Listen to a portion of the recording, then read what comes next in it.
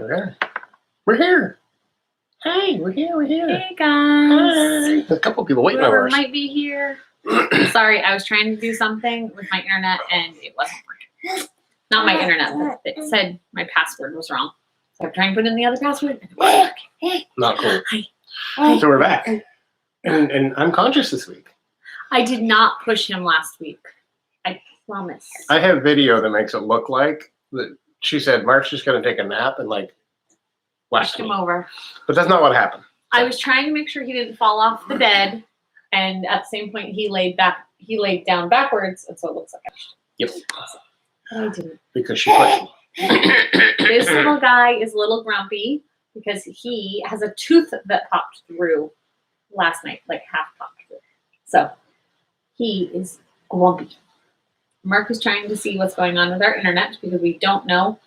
We want to make sure we don't miss anybody like we did Everything's last week. here, but I'm gonna check to make sure that the Yeah, chat's in. So if you are if you're on this video, if you could just send me anything in that comment section. You could just Just a say thumbs up. hi, chat, not comments. The chat, just say hi or where you're from and what you're doing today. We're just trying to make sure we're getting. Make sure everybody's here. Last week we missed a whole bunch of stuff, and Hmm. our friend Sophie had to answer questions about our shirts. Oh, I gotta turn this down.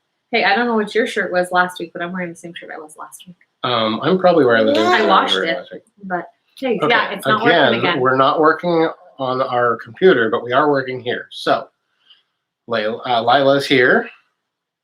She's in global Norway. Gudbrandsdalen.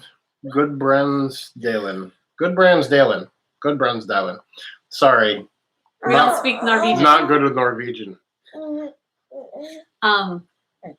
we're So- good. Thank you for being here, and thank you for letting us know. Yes. We're gonna watch my phone for the chat stuff, or somebody will at some point. I'll watch Mark's phone. She'll watch my phone because if I look at comments, we have problems. Yes. That's part of what happened the other day. So what we figured out happened last week was Mark, the video on here is slightly off from us talking, and it messed with Mark's head, and so then he ended up passing out. That's how Mark works. That's the nature of Mark's dystonia. And so when we say that our family is a little atypical in how we have to run things, that's one of the reasons. For everybody who has been praying for Josiah since last week, he has not had any more grand mal seizures. They have started him on a medication. And since he's been on the medication, which started last Thursday, so just over a week ago, he has had 3 of his normal little tightening seizures, but not the grand mals. So the medication does seem to be working. I'm not sure if it's going to stop seizures altogether or what, but we're going to let it go for a little bit, and we'll talk to the neurologist to see if we have to up any of his dosages. Right.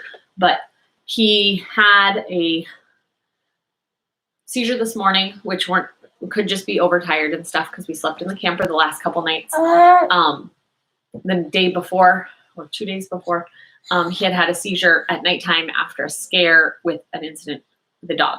He was okay. Dog just freaked him out. And so we were kind of thinking he might have one because when his brain is overstimulated in some ways, it tends to lead to seizures. So, yeah, that's what it is. The baby's just being crazy. That's okay. So what have we been doing the last few days? We went up to Ellsworth area. For people who aren't from Maine, we were up in the area near Ellsworth and near Bar Harbor. So think Acadia National Park, really, really pretty, but we weren't at the park. So we were in Hancock County. My mother lives in Sorrento. Sorrento is Nobody a knows where beautiful Sorrento little is. peninsula about 20 minutes north on US 1 from Ellsworth, which is the county seat of Hancock County.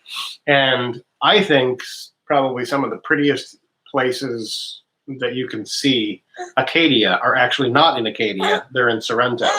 So we were down in Sorrento even this morning. We woke up about 5 a.m. maybe, or the kids woke us up at 5 a.m.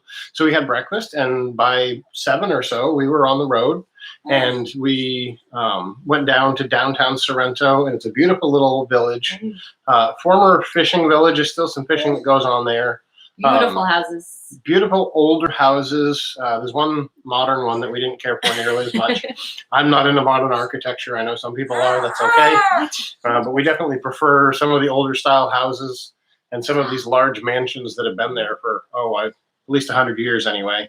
And this is the town, Sorrento is the town where my mother grew up. Actually, my mother was born on a little piece of land.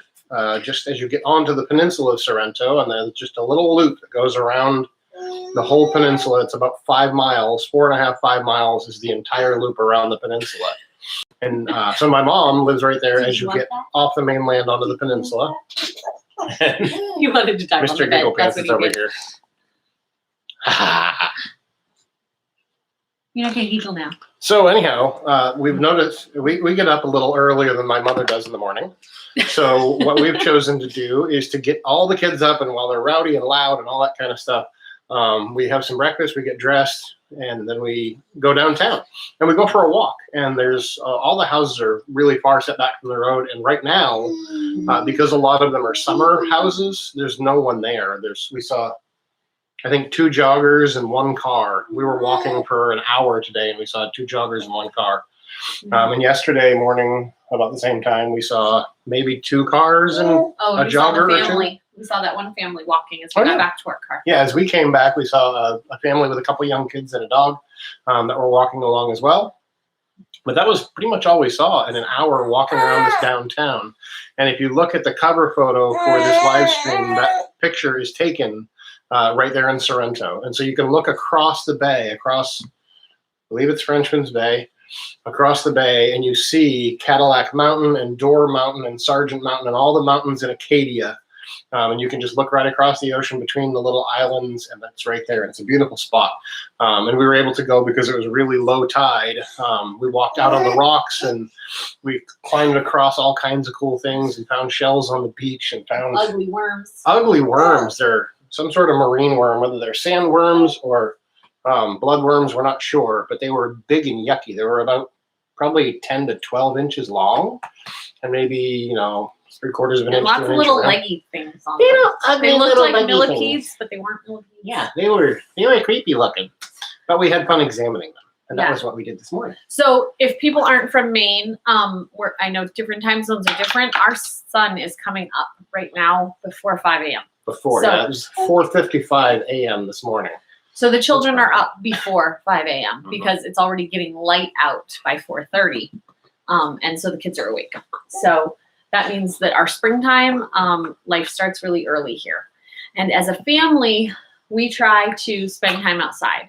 We are not a super active family. Like, I know families that like to go hiking, they go biking, they go boating. We don't do any of those things. We can't do any of those things.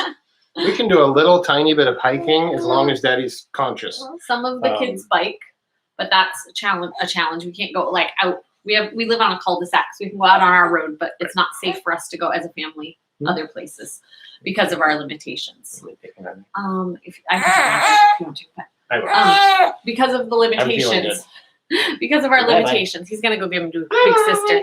He just wants to play. Because of the limitations, we can't go out to do a lot of those things, but we still want our kids to be outside in nature a lot. So on our property, the kids have made up a little camp on the side of our driveway. We live on about 2 acres of land. So they have made up a little camp where they have a little mud kitchen, and they made a rope swing, they climb trees. Part of it they've decided is a boat, and so whoever the captain of the day is instructs everybody of what to do. Yeah, who's the captain today? They've got all kinds of stuff. Daddy and Samuel cleared some land of raking out some thorns and stuff.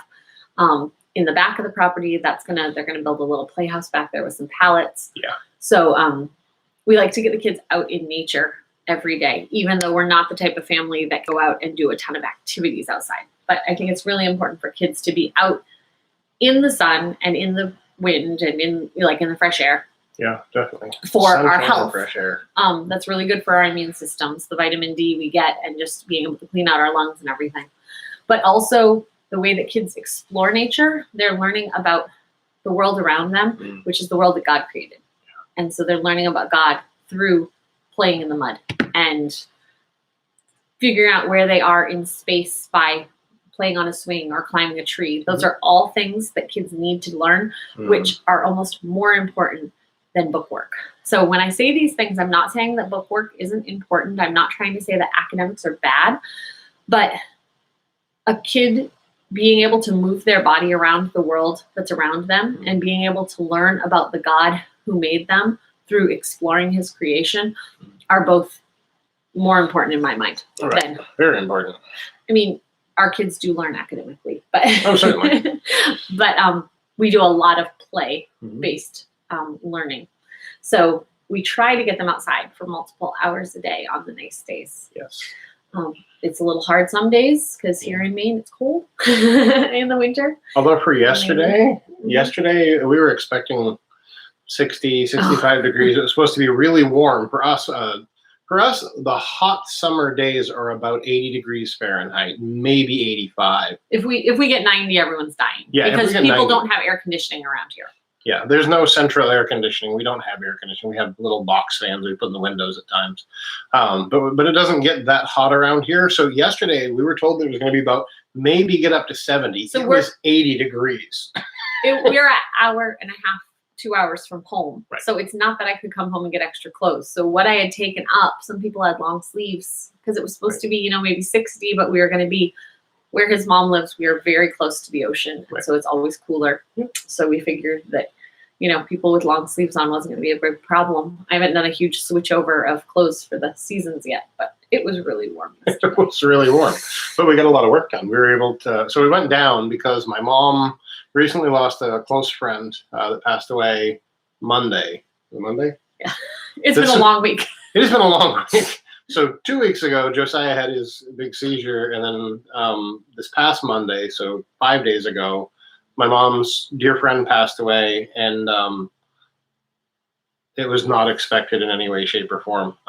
So we went, Virginia and I went up there. Virginia drove me up there Monday evening. We spent a few hours there, 3-4 hours, visiting with this person's family and with my mom, and saw my dad, who was there to help out with my mom and my stepmother as well. Yeah, Mark's parents are divorced, have been for years, but they get along really well. Yeah. And so he went, because he knew that we were going to be a couple hours from getting there, he and stepmom went over to see her, just to be with her so she had someone with her while we got there.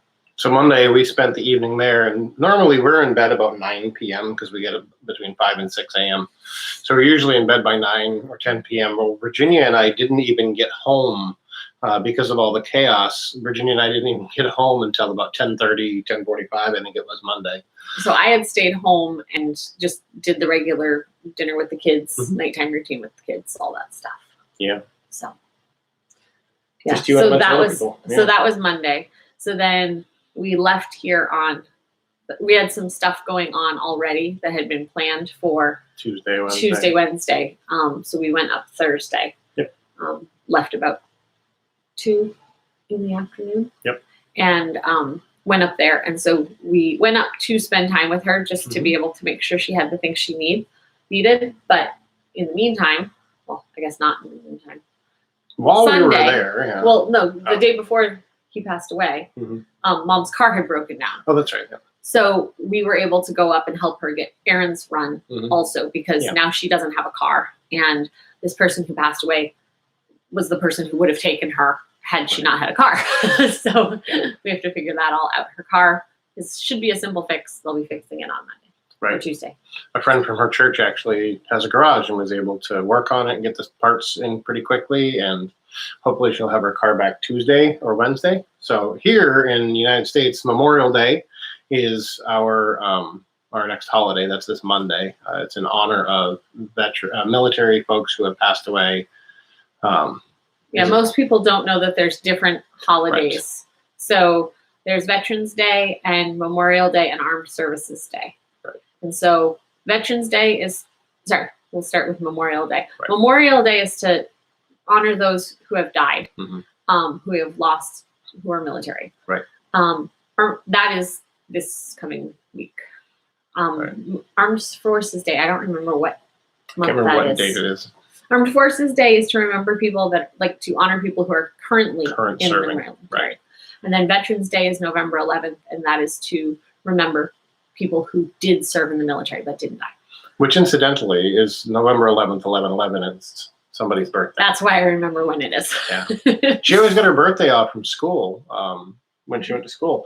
And so she just thought that they had a special holiday for her, which it is a special holiday for her. So But, that's your birthday. But So, yeah, so most people don't know that there's a difference between those holidays. Right. So what we're remembering on Monday is people who died in people the military. that died in the military. Yes. So it's a big holiday in the United States, and different families observe it different ways, I would say. Some people don't have any real connection with the armed services. So they have big barbecues and go out for the boat and have a long weekend camping or something. Other folks will go to gravesides and bring flowers and just honor and remember the people that were close to them. My family is a very military family, which I found out the other day. I've been thinking for years that so many people in my family had been in the military, and I found out my dad. Wait, you thought you broke the tradition of I not thought- being in the family. right, You thought I thought it was I- a disservice to the family. I thought I ruined the tradition by not joining the military, but it turns out my father was actually the first person in his family to ever be in the military. A couple of weeks. So in the Cowperthwaite side, my dad was in the Air Force, and his brother was in the Army, and then my brother, so his son, my brother was in the Air Force for a brief period of time, had a medical condition, got some things straightened around, joined the Marine Corps. So he was a U.S. Marine for 20 plus years and retired from that Hi, Bruce. a while back. And then my other brother was also in the Army for a period of years. Thanks, Wesley. Yeah. So we do have a lot of military. And then on my mom's side, my mom has a lot of siblings. There's 16 of them in total. And many of them joined the military of different sorts, and some were in short periods of time, some longer, some in war time, some not. But my family was always military minded. My family was not. Right. My mom's family growing up was Mennonite. Mhm. And so Mennonite are pacifists. They do Mhm. not join this service. They're conscientious objectors. Right. And my dad's family, I don't know that any of his siblings were in the military. I know my dad wanted to join the military, Right. but because we have a form of muscular dystrophy called Charcot-Marie-Tooth, he was not able to join because he couldn't pass the physical. And so I'm assuming that he probably had some brothers that also were of the same nature, because I have some uncles that have real troubles. So I don't know of any of them that were military. Some of them may have been, but I never heard stories about it. So anyhow, we ended up going up Thursday afternoon and coming back just an hour or two ago to be able to go up and just be with my mom, to talk to her and just make sure she was okay. And we were able to do some chores for her and get her lawn mowed and work Get a around some tree other down, things around the a house. small tree, not like a big Little. tree, just It's a like little tree. that big around. Something that had to be pulled down with a rope. Right, not much of a tree, but we didn't. Yeah, she wanted it down, so we took it down. So there we are. So we were able to just clean up for a little bit. And we were Yeah. able to visit with Dad. Yep. And it was nice because we were able to take our camper, so we were able to do cooking and sleeping and all of that outside of their houses. Yes, They don't have place for us. right. It's We're just, kind of a big family. we're a big family. We're hard to fit in. So it's nice that we do have that travel trailer, the camper that we can take with us. And we have plenty of room for us to sleep, and we can store our food, and we can keep stores of clothing. And we've got that set up now at my mom's house for Yeah. maybe a couple of weeks. Maybe We weren't going a to month park or it so. there this summer, but now that everything is closed and we Mhm. don't know that we'll be able to do any of our traveling this summer, we were planning on going to Ohio to see my grandmother, but we don't know if any of that's going to happen with how things are going on in the country. So we decided we'd park it up at his mom's, and now we're available if she needs us at a moment's notice. As we know, grieving is something that comes and goes. Right. You'll find one moment and not the next. And so we wanted her to be able to just give us a call at any time. And we actually left a set of clothes up there for everybody. And I have some dry goods up there. So if we needed to, we could just go up. Right. So Yeah, so that's kind of been our week. It's been very busy, been a lot's going on. It's been enjoyable. I think we've gotten a lot of work accomplished, and we've learned a lot and really enjoyed being outdoors, especially. I think that's something we love about Maine. Maine is a beautiful place to be. It's a beautiful place to walk We around. definitely have the seasons. We Our do. summer's very short, but we Right. have the seasons. Winter is forever, it seems. Although Lila was posting pictures the other day that had snow in them recently, I think, and I'm not big on snow, so my body shuts down with snow Or heat. for that matter. So, or just if my wife knocks me over. So, We did not knock you over. but what else has been going on this week? What else we wanted to talk about something today, and I can't remember what it was. I know what we were going to talk about. Oh. But there was one more thing we got to talk. We mentioned on our live stream last week that we had watched a wedding, and we got to visit with that new couple, and so that was very good, and we were able to have some good adult talks, which was fun for them to be part of. There's always that step of maturity where you step into the adult crowds, so that was good to be able to visit with them and just be able to speak truth in their lives. Hopefully they heard some truth spoken in their lives. It's really interesting. We were discussing this the other day. I mean, we're the kind of people that hug and greet and maybe holy kiss or things like that. Oh, you're talking about other people. We're very close. Yeah. Yeah, with other people.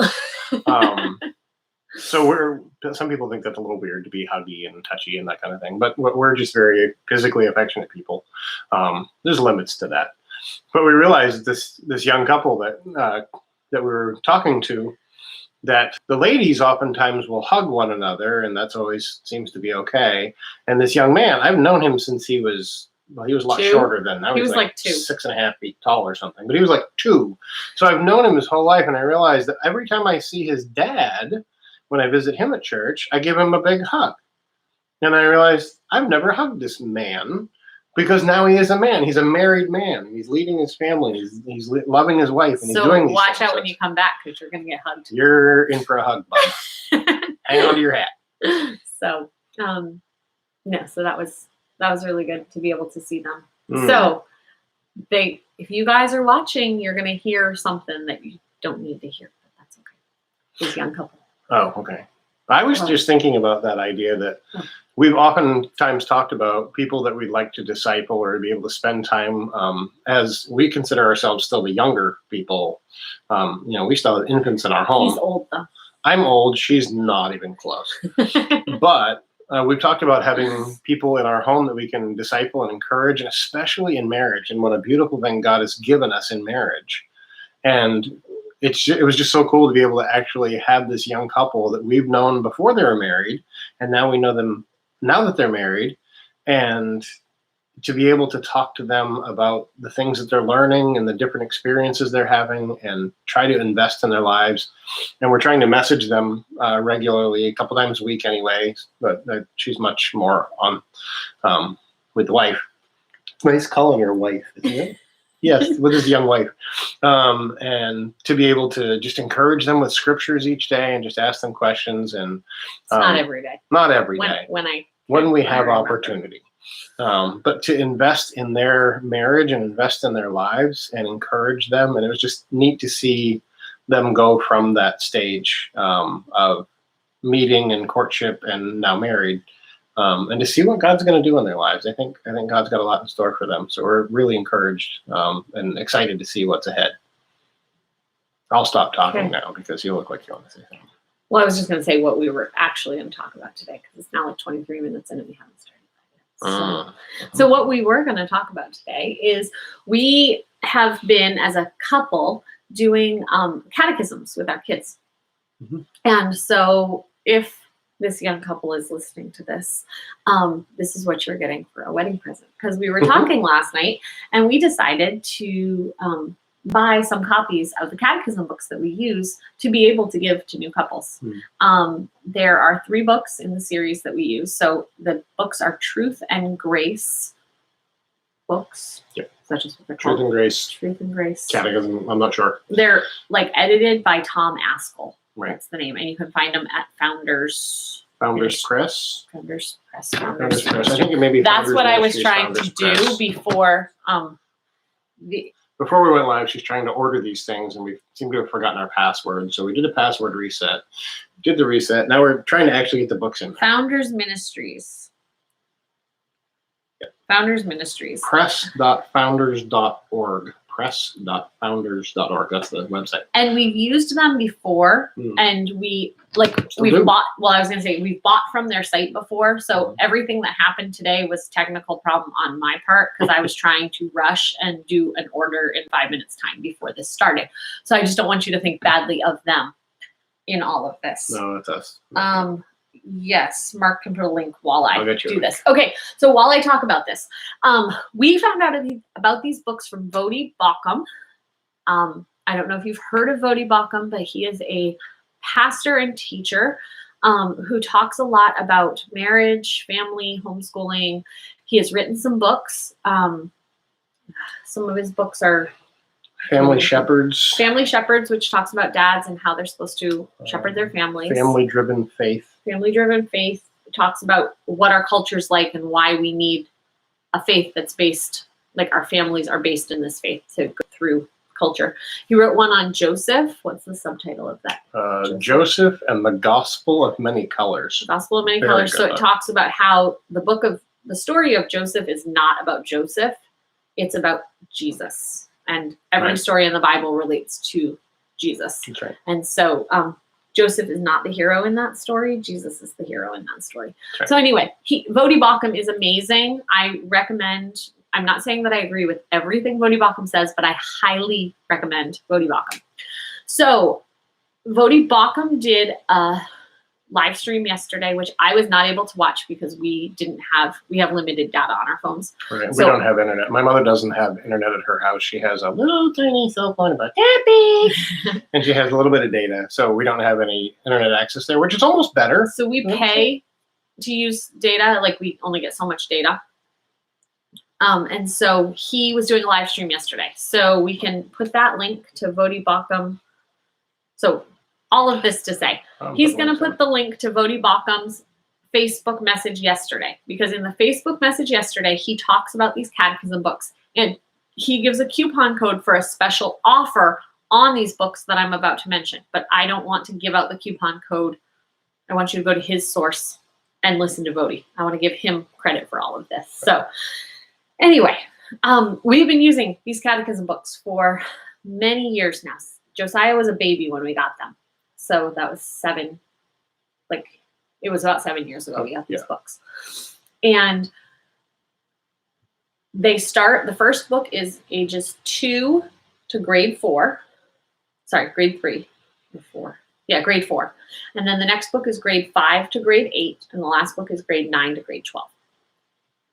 The first book starts with so it's got Bible verses that a 2 to 3-year-old should know, songs that a 2 to 3-year-old should know, and questions for the 2 to 3-year-old for the catechism.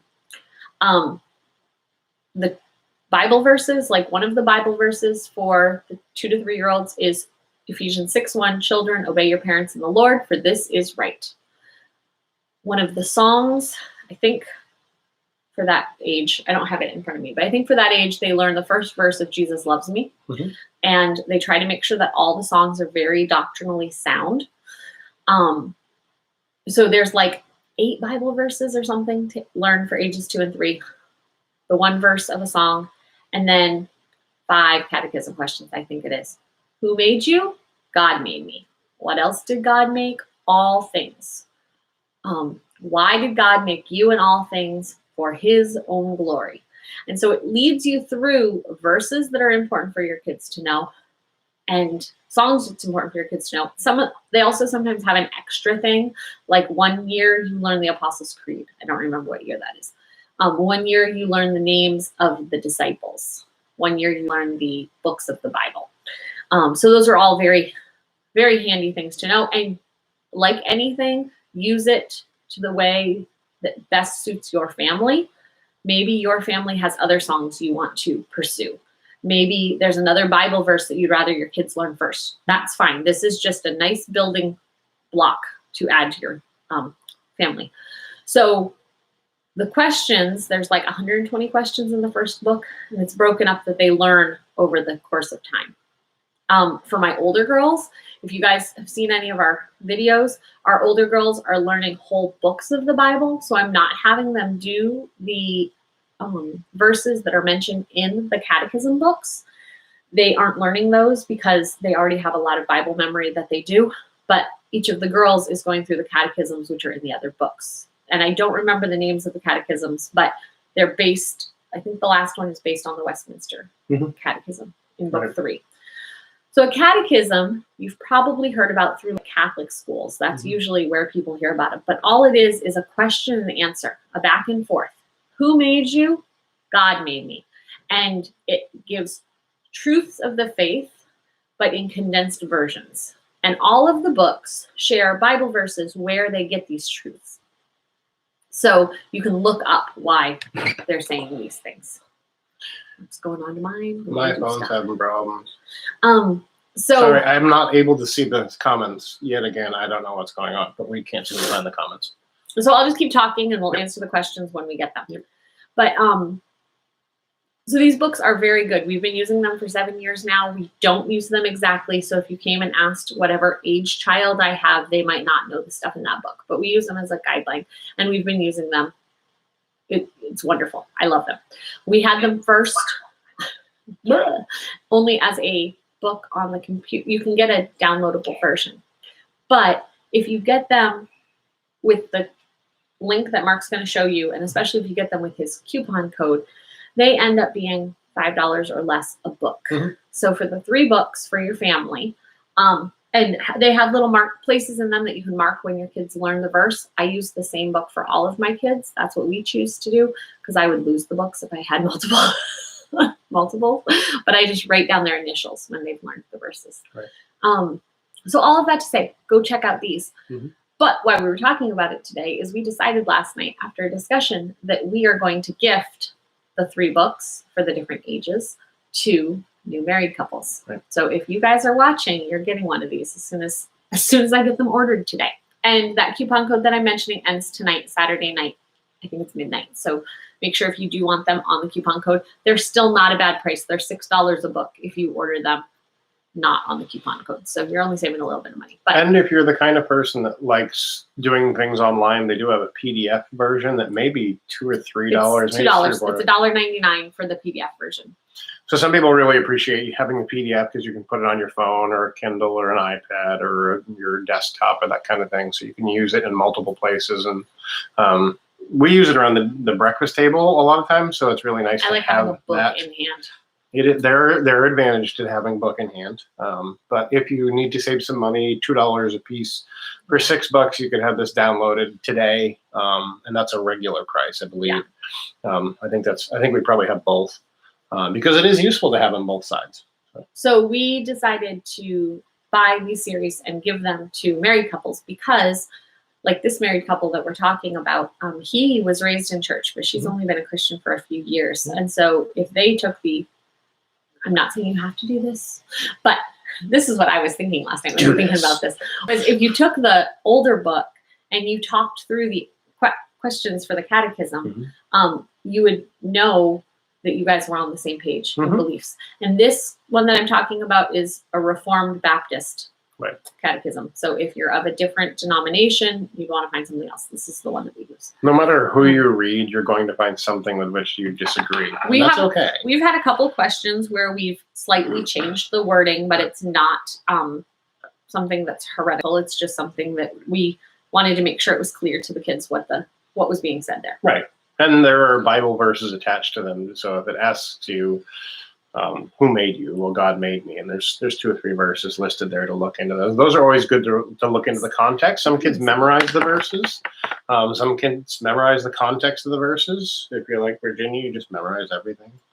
So, so that's been a handy tool and just a discussion starter, like Sarah said, with a young couple that may have slightly different views on different things, to be able to go to the question, answer the question from the scripture, and to see what has God said about these things. And whether we don't have to guess, we can look and find out what God has. And whether it's something they've studied, or maybe something they're just ignorant of. Like there are things that we read in the Bible that doesn't make a big impact on us on the day that we read it. Not that anything in the Bible is not impactful. But sometimes whatever space we're in, whatever answer we're looking for, whatever it is, we miss something in our reading. And so the next time we read it, or if we read it with somebody with some direction, and it's never a good idea to look to a man totally for directions. So you have to look through these.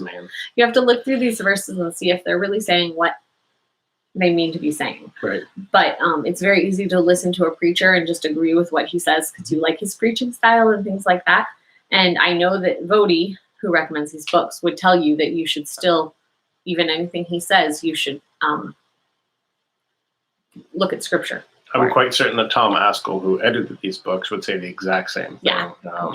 We've listened to some of what Tom has had to say in different places, and I follow him on Facebook, and I would say he definitely say B. Berean, Acts 17:11, talks about the different places that Paul had gone in his missionary journeys as an apostle of Christ when he was on earth.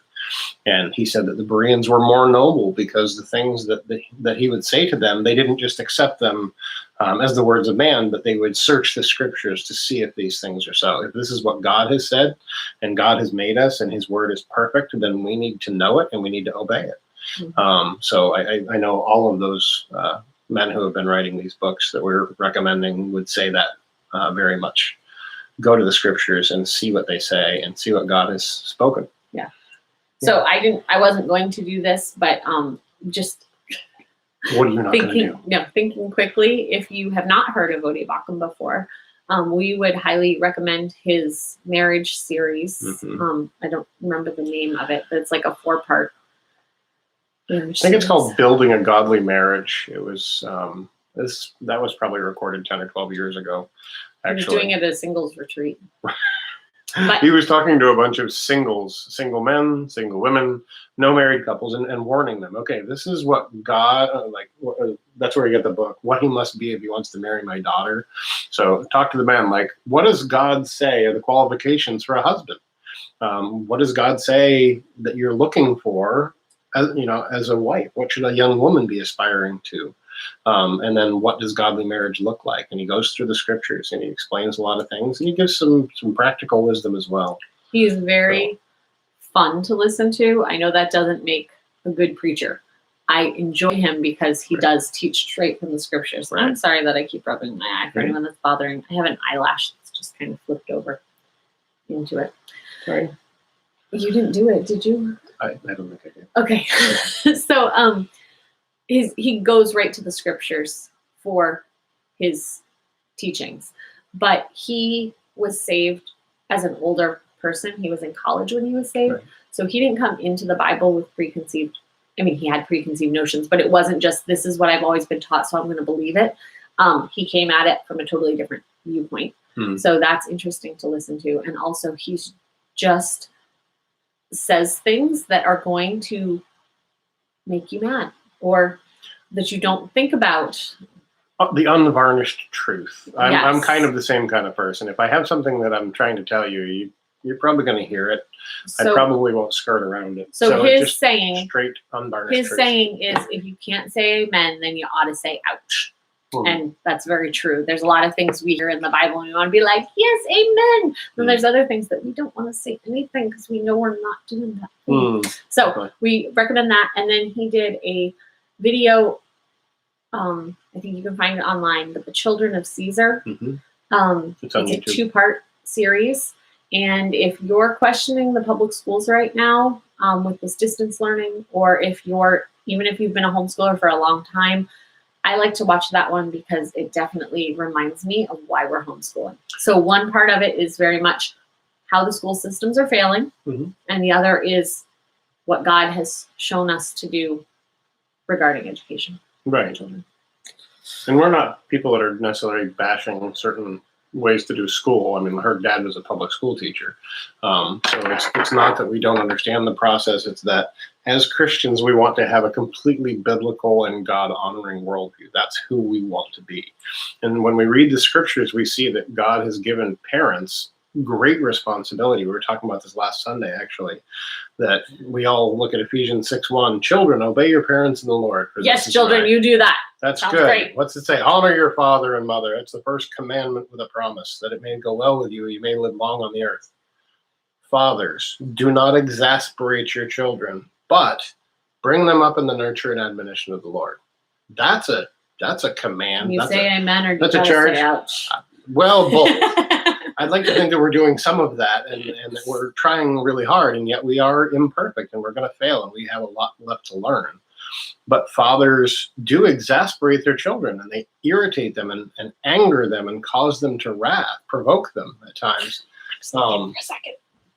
By not bringing them up in the nurture and admonition of the Lord, to tell them who God is from his word, to explain, not just to explain the love of God, and also to model, to exemplify the love of God.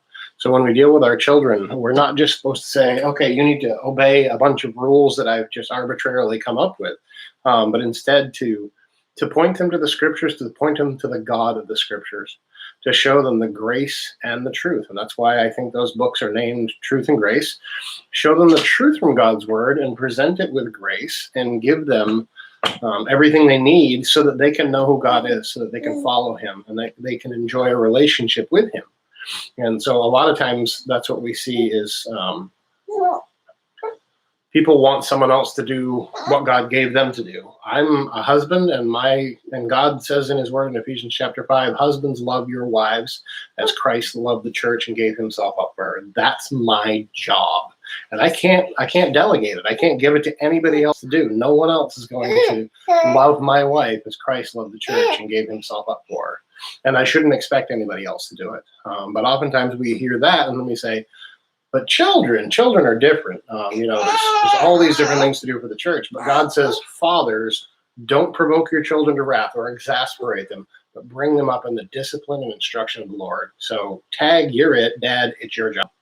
And if you're not doing it, you need to repent because God tells us to do it. And I found that there have been seasons in my life when that was easier, when I could think clearly. And even when I was working 40, 50, 60 hours a week and doing ministry outside the home, it was still easier for me to carve out some time to individually with my children and teach as a family and to love my wife and wash her with the water of the word. That's another command for men. We should be doing this. This is what God has given us as a task. And every time God gives us something to do, he gives us the ability to do it. He says, love your wife. He doesn't just say love your wife and then walks off and says, but I'm not going to equip you to do that. He gives us a love, a desire to protect and to provide and to train, not to train a wife. Like, sorry, getting my metaphors mixed up here. But God has equipped me, and it's not always easy to make the time, but it's my duty, and I consider it a privilege to wash my wife with the water of the word. I need to know the scriptures. I need to be constant in prayer. And then I need to bring the things that I'm learning to my wife and ask her things that she's learning. And we work together in those things. And then we bring those together to our children and teach our children. But that's our job. You won't find a single place in the scripture where it says, children, obey somebody beside your parents. It says, obey your parents. It says it twice. It says it in Colossians and it says it in Ephesians. Children are told to obey their parents. So I'm not saying you can't ever have someone else help you with your children, but the primary duty, the primary person who is supposed to be discipling children in the Lord is dad. And mom is working with that too. We do this side by side. This is daddy's job. This is mommy's job. This is our job. We do it together. And I know it looks different in our family because Mark is here all the time, but it still talks about the fathers doing certain things and the mothers doing certain things. And when a father is not doing those things, it's still the mother's responsibility to teach the children. Right. If you look, is it Timothy that was taught by his mother and his grandmother? Yeah, his father was not a Christian. His dad's not mentioned there. So it was being taught to him by his mother. But it talks about fathers being the prophets and priests and kings in our household. So it's the father's main responsibility with mom coming up alongside. Definitely something to drive home with Bodhi Baucham's book, Family Shepherds. is what does it look like to be a shepherd? And he does deal some with the passages in Ephesians 4 about the shepherds in the church as well, because one of the major qualifications for whether you're going to have an elder, pastor, overseer, bishop, same thing, in the church is this man the husband of one wife? Is he given to hospitality? Is he apt to teach? Is he doing the things that every man is commanded to do? If he's got a wife, if he's got children, this is what he's told to do by God. And his exemplary status in doing those things, his model and example to people in doing those things is part of what qualifies him to lead in the church. And if he's not doing that at home, then he has no business standing up, opening his mouth in church. And that'd probably be a little controversial, but I'm always controversial. And just for those, I know there might be women watching this whose husbands are not Christians or don't have a husband in the household. Voddie Baucham was raised by a single mom, and so he deals with that in some of his different teachings. So just know that he's not saying this as he thinks every household is perfect and that there's always a dad there that's doing the instructions. So yeah. So no, certainly there are lots of people in unique circumstances. I was a single father for a period of time due to my own issues and some other issues outside of that. We know single people. We know people that are raising children. We know widows. We know a young widow. She's very young and had many children, 7 children, and her husband passed away at a very young age. And so, but she's not trying to be the husband. She's doing everything she can. And God is putting people in her life and in the lives of her children that can invest in them, to teach them, to love them, to care for them, to see their needs and to help them out. But I think we recognize that even though not every situation is perfect, we also can't, I can't look at the men who may be watching this and say, it's okay, you don't need to worry about it. You can't do everything. Do what God told you to. And the more we try to honor God with what we do have, my limited abilities, people's limited, we have limited knowledge, we have limited resources, we have limited time. But what we do have, are we using those things and prioritizing ourselves well and using our time and our money properly and thinking about, well, how can I teach my children? What's my responsibility? And the more we desire to do that, I believe the more strength and wisdom God gives us to accomplish that. And so that's not trying to beat on anybody, but I'm usually the guy that beats on people. So I don't know if you figured that out. So that was what we were going to talk about with the catechism. Yeah.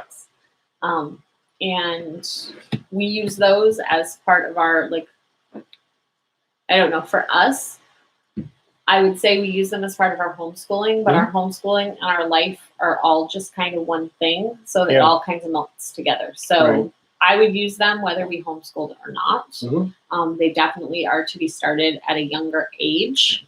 Voddie Baucham also has a good message. I won't say that I necessarily agree with everything in it, but he has a good message about discipling your children. I think it's something like that. But it talks about how there's 3 stages for kids, and the first one is trying to get their attention. And so getting them to obey. And the second one is about, the second one is where you would teach them the catechism. Just give me your attention, give me your heart, and then give me your hand. Oh, yes, give me your heart and give me your hand. I couldn't remember the second one. So the first one is give me your attention. You're teaching kids stuff, and you know what? You should watch all these messages. We are not doing him justice, just in case someone from Voddie comes along here. We were not doing this justice. But the idea that when kids are really small, you just need to teach them how to live in life and explain things as much as you can. Make sure they understand the rules. If you expect them to do something, teach it to them first. I remember Voddie talks about, when we greet, what do we do? And he talks about shaking hands. And now during coronavirus, I don't know how he teaches his children that currently. He's in Zambia, but even they're under a lot of prohibitions and restrictions about how they can interact with each other in public. So, but teaching children, you don't just say, well, why didn't you shake somebody's hand? Teach them. Shake their hand. Teach them how to share. Teach them to do these things that you want them to do. And I know I fall into that often. I never told them. We were talking about this the other day, though. What? I was mentioning this about pastors. And I forget how it came up, but we were talking about abortion. That's what we were talking about. And how a lot of pastors don't want to preach out against abortion.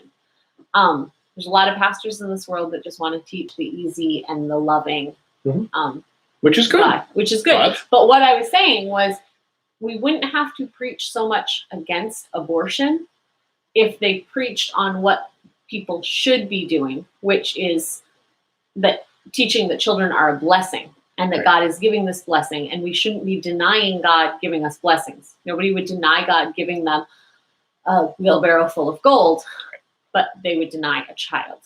And Right. if pastors taught more on what children look like in light of God calling them a blessing, you wouldn't have to tell women in the churches to not get abortions. That's right. If we taught our children to love their siblings, we wouldn't have to do so much teaching them not to hit their siblings, because we'd be teaching them the pro part of it instead of needing to teach them the con. I'm not saying you never teach the con, but if Right. they know what the pro is. Well, and many times in our house, like, we do teach our children to love one another and to honor one another and to consider others as more important than yourselves, That not is trying not to be perfect. first. We don't do that perfectly. I don't do that perfectly.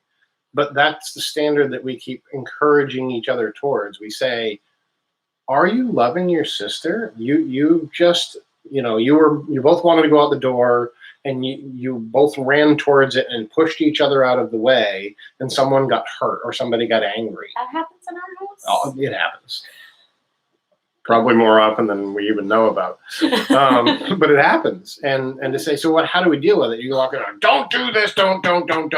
You say, are you loving your sister? Are you thinking about her? And to make sure, one, you're an older brother. Are you protecting your younger sister? Are you making sure that the little people are taken care of? And then, you know what? You're both going to get outside. In fact, they both would have gotten outside faster if they hadn't rushed. If he would have said, okay, I'm going to stop. I'm going to let her out, or hold the door for her, or whatever you're going to do, and let her go out first. And then you both get to go out and play together. But as it happens, you rush through. There's yelling, there's anger, and these kind of things. And okay, but it comes down to, are we really loving one another? When you say, thou shalt not kill, you're also just kind of saying, love one another. But as parents, are we teaching proactively? Mm. Or I know sometimes I have a day where I feel like all I'm doing is running around putting out fires. Yeah. Don't do this, clean up this, don't do this, don't do this. Are we spending the time to proactively teach them? We wouldn't have to teach them to clean up the mess so much. Good burp. We wouldn't have to teach them to clean up the mess so much if we teach them how to properly pour the drink. Right. I'm not saying there's never going to be a mess and you're not going to have to teach them, but if you've taught them how to responsibly pour their milk, it's not going to be the mess because you let them just grab the gallon of milk and try to pour it. And I'm not saying do everything for your kids. I'm saying teach them at an early age to do it for themselves, but actually teaching them. If you want the floor to be clean, you need to teach them how to use the broom. Right. And not be angry at them because they didn't get everything when you never taught them. Right. And even when you have taught them, remember that they're children and they might not get everything. Right. And that's okay. Yep. But as parents, we do a lot of just saying, this was wrong, don't do that. Mm-hmm. And we need to remember to be proactive. Right. And Teach them the good things, and then remind them of the things that God has taught us, the good things, loving one another, caring for one another, protecting the weak, caring for the widows and the fatherless. Those are all things we're told to do. And if we were more proactive in doing those, I think you're right, we would have less of the problems that we have to be reactionary because something's already gone bad. If every man in the world would love his wife as Christ loved the church and train up his children in the nurture and admonition of the Lord, I'm not saying everybody would become a Christian, but it would certainly be a different world. Because I think we all admit, and this is what we hear the most commonly, is you hear a husband and wife, you're talking, is, but what about the situation with a single wife, a single woman? Single wife, it's kind of hard to do. What do you do with a single mom? Or a mom who's married, a Christian mom who's married to a man who's not a Christian, and he doesn't believe the same way, and he's not reinforcing those things. Do what you can do, what God has called you to do, and trust God with the results. Because there's a lot of things I love to do differently that I can't do differently because I have physical issues. And there's other things that I need to change, that I need to change my mind to repent and say, you know what, God says that I shouldn't do this, and so I shouldn't. And God says that I should, and I need to, and not make excuses for myself. It's so easy to make excuses. But we found when we push through doing something, even if it doesn't feel right or we don't have the time or whatever it is. I mentioned this, he's playing with his lips. I mentioned this in a video last week, 2 weeks ago, that start small. Like if you are not doing Bible with your kids, don't try to sit down and do an hour with them, because you're going to be so frustrated in 10 minutes when that doesn't work. Instead, focus on doing 5 minutes. Sit down for 5 minutes. Have the kids sit down for 5 minutes. Keep it fun. I'm not saying that you have to make up, weird little games or anything like that, but keep yourself positive. Keep a smile on your face. Come on, guys, this is going to be fun. Let's do this. Say this Bible verse with me. We've done a couple of videos on how we do Bible verse memory for the kids. But if you're not doing it, just start for just a small period of time, because 5 minutes a day is better than no time. 5 minutes a day is 2.5 hours a month. It's 30 hours a year. Even at 5 minutes a day, that's 30 hours over the course of a year that you're talking about God and encouraging your children and showing them an example of how to do that. I was thinking about singing. Oh, yeah. We We're like gonna to talk sing. about that too. Okay, we like to sing as a family. And last night we were visiting with my mom. And it's good for grandparents to see their grandchildren and just play and visit and that kind of thing and just see what's going on.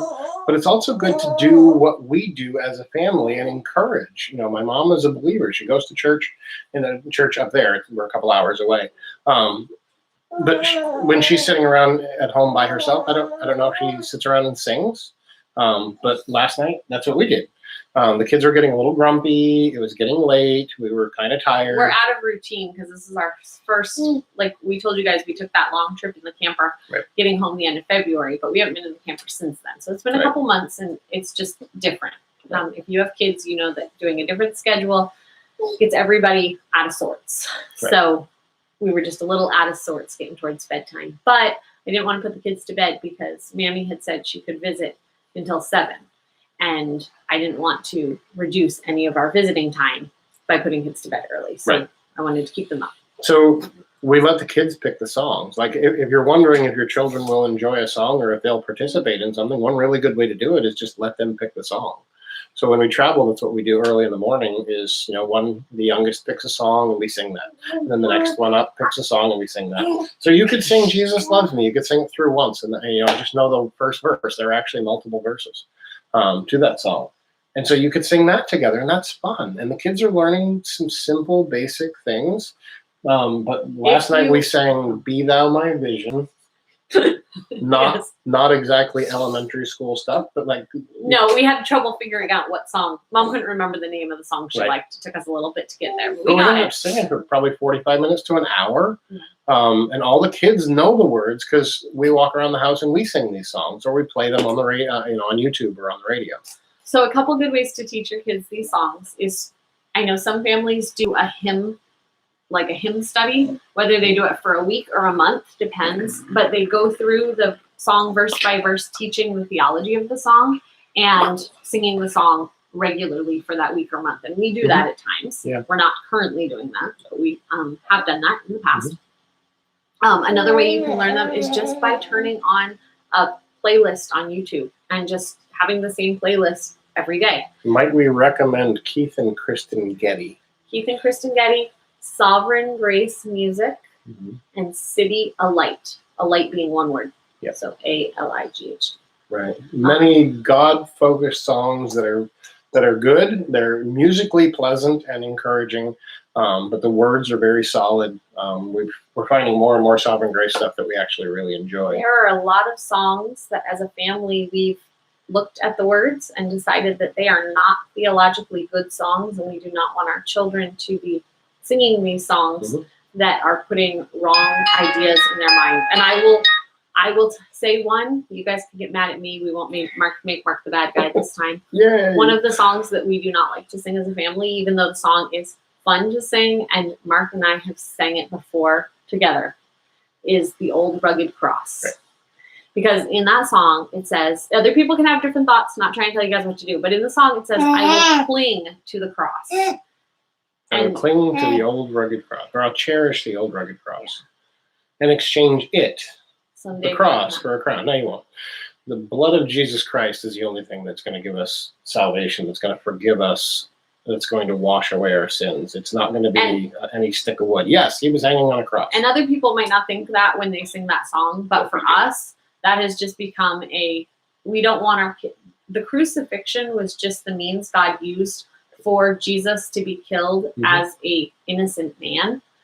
Jesus couldn't have died of a natural death, a heart attack or anything like that, because he had to be punished as an innocent man, which he was.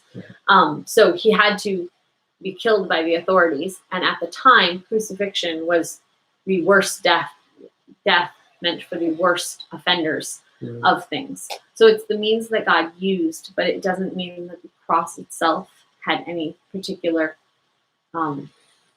meaning to our salvation. A couple of chunks of wood didn't accomplish anything. So it's like you were talking about earlier. Voddie Baucham has the book Joseph and the Gospel of Many Colors. The story of Joseph is not the story of Joseph. It's not about Joseph. It's about God and God's protection, God's plan, God's provision, God's sovereignty over circumstances.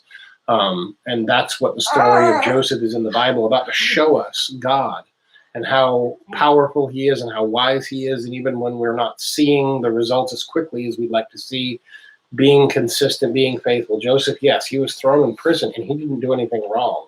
And that shows us that sometimes people do pay penalties for things that they didn't do wrong. And certainly, as you said, Jesus hanging on the cross, he didn't do anything wrong. In him was no sin. There was no deceit found in his mouth. There was nothing at all wrong with Jesus. And yet he was punished as if he were a sinner, so that he could take upon himself the sins of all his people. And so it's important to us, and that may sound a little picky, but we just want to be cautious. It's not we're saying don't ever sing the song. We choose not to make that song part of our repertoire because it's so popular and it's ubiquitous. It's a song that I think a lot of non-Christians or people that would profess to be Christians that don't really understand it think differently about that song than what is actually meant. I'm not saying that the person who wrote that song meant what we think of it as. It's just one of those that is something we've seen people don't understand.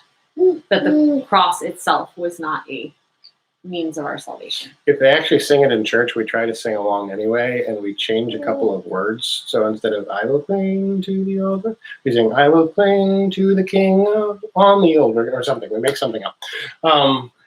Try to make it more useful. So it is a generally good song, but there's a couple things in it that we, So anyway, too far to say. Yes. I'm a problem. I'll be a problem today. But it's one of those that we try to really look at the words of the songs that we're teaching our children. And so we have found that we really enjoy Keith and Kristen, Civia Light, and Sovereign Grace Music. We have playlists of them on our YouTube, and we play those while we're going about doing chores or while, the kids are coloring at the table. We don't have like a set time of day of, okay, it's 9 o'clock, we turn on the music. But just having those around, everybody has learned the words to those. And sometimes we will pick 2 or 3 songs specifically, and when we're sitting down for family worship, family Bible time, we'll grab 2 or 3 of those songs. Maybe they're relevant to the passage, maybe they're just familiar to remind us that we're setting aside the things that are going on in the dishes and the laundry and the school, and we're going to take this time and focus on singing about God and the truth of his word and encourage each other. And we have some children that are regenerate, born-again Christians, and we have some children that are not yet there. And so we want to teach them those truths in song, and a lot of our kids can sing songs that they don't yet understand. Like with the catechism, they don't yet understand it, but when they come to that understanding, they will know the basis for what they believe. And it brings up really good questions for the kids. I don't even remember what song we were singing this morning, but we were coming home from Ellsworth and we were doing that, going youngest to oldest, picking songs. And we're singing, and Josiah's sitting next to me, and all of a sudden he asked me a question about Jesus and why he had to die. and it was brought up from the song, and I was able to, sit there and give him, for the 7-year-old, as much information as he wanted regarding that. And then the end of the song came, and he was very excited, like the last verse, and he was very excited to sing with all gusto the end of that verse, and was done with asking the question. But I was able to share a small nugget of gospel truth when he asked for it, because he heard the song. So that's another thing to do. Is we keep, I don't know if it's currently in there, but we usually keep a hymnal in our car. We drive around where either Mark is in the car with me, or Virginia or Naomi, somebody who's not me, can look at a hymnal while we're going. And so we'll let the kids pick songs from the hymnal, and somebody can sing, like lead us on the verses, because if you hear the verses enough times, they just get stuck in your mind. Yeah. And so we found that the car is a good place to do that. So keeping a hymnal in the car. The hymnals can be found sometimes if you just ask at your church, they'll have some extra hymnals around, or sometimes you can find them at like a thrift store or things like that. A lot of the times there are different words for some songs. You'll see like Rock of Ages has lots of different variations of words. So find the one you like. You can also find the lyrics on your phone. So if you're someone who has unlimited data for your phone, you could just look up the lyrics. That's what we did a couple times this weekend. Even though it's not unlimited, we looked up Be Thou My Vision, because we know had a lot of verses and we couldn't remember them. So, yeah. Is there another question? Oh, sorry, Lila. It's late for her, so we'll see you next time. Some people in Norway, it's very much later than it is here. Here it is about just after 3 p.m. here. Yeah. So we're in the middle of the afternoon, but we're probably going to be wrapping up here. Yeah, we're going to have to go get our chores done, because as we've said on other live streams, we do not do regular chores on Sunday. So we'll get all of our food ready today for tomorrow. And tomorrow we have my sister coming to visit in the afternoon. So we will make a bigger meal for tomorrow. Usually we have very simple meals on Sunday, but we will be making a bigger meal for tomorrow night because she is coming. But because we don't want to do the chores, sorry, can you lay the baby down? You want to lay down? What do you want to do? I don't know.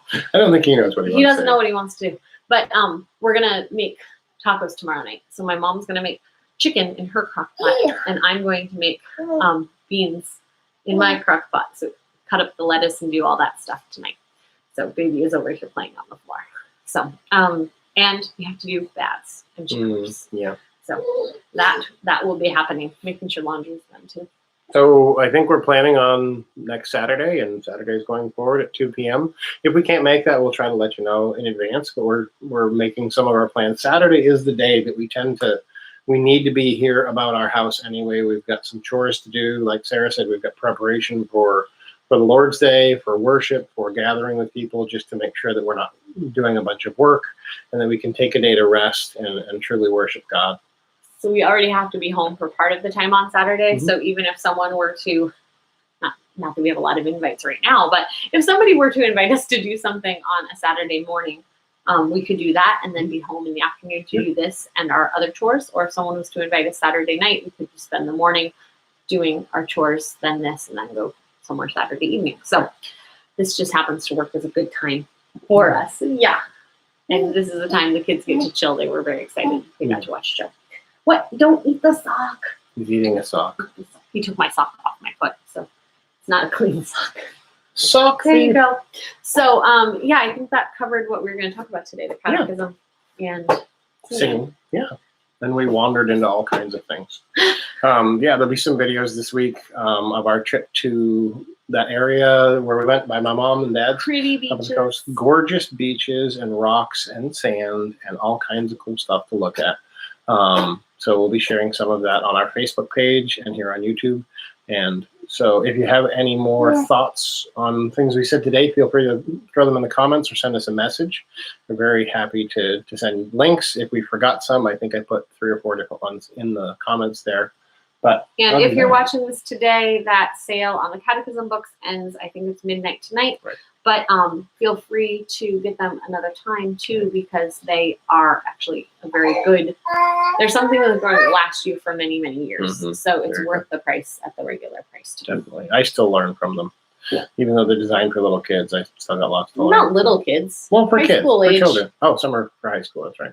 So not so bad. Yeah. Not so little. Well, We have big girls. All right. I think we need to say goodbye. We will see you guys next time. Thanks for joining us. We'll see you guys next Saturday. Bye. Bye.